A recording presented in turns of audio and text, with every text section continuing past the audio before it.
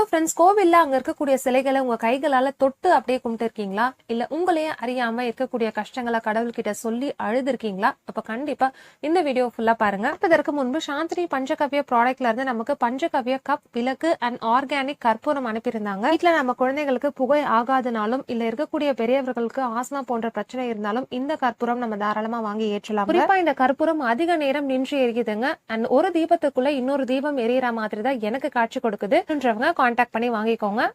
சரி, முதல் விஷயம், கோவில்ல என்னதான் பிரச்சனைகளை நம்ம கடவுள் கிட்ட சொன்னாலும் பட் அழுத நிலையில நீங்க கோவில்ல இருந்து வெளியே வராதீங்க. அது முற்றிலும் தவறான விஷயம். அண்ட் நம்பர் 2, கோவில்ல ரெகுலரா வரக்கூடிய உங்க ஃப்ரெண்ட்ஸ் கிட்ட காசு பேசாதீங்க. இந்த மாதிரி என் மாமியார் இப்படி பண்றாங்க, மருமக இப்படி பண்றாங்கன்னு குறை சொல்லாதீங்க. நம்பர் 3, நம்மையே அறியாம யார்கிட்டயாவது சண்டை போடுறது, எப்ப எனக்கு சாமி தெரியல கொஞ்சம் ஓரமா நில்லுங்களேன், அந்த மாதிரி எந்தவித சண்டையும் கோவில தயவு செஞ்சு போட வேண்டாம். நம்பர் 4, தலைக்கு குளிச்சுட்டு போனாலும் அதை ஒரு 2-3 பின்னலாவது போட்டுட்டு போங்க, அப்படியே வச்சு போட்டுட்டு போக வேண்டாம். நம்பர் 5, கோவில்ல இருக்கக்கூடிய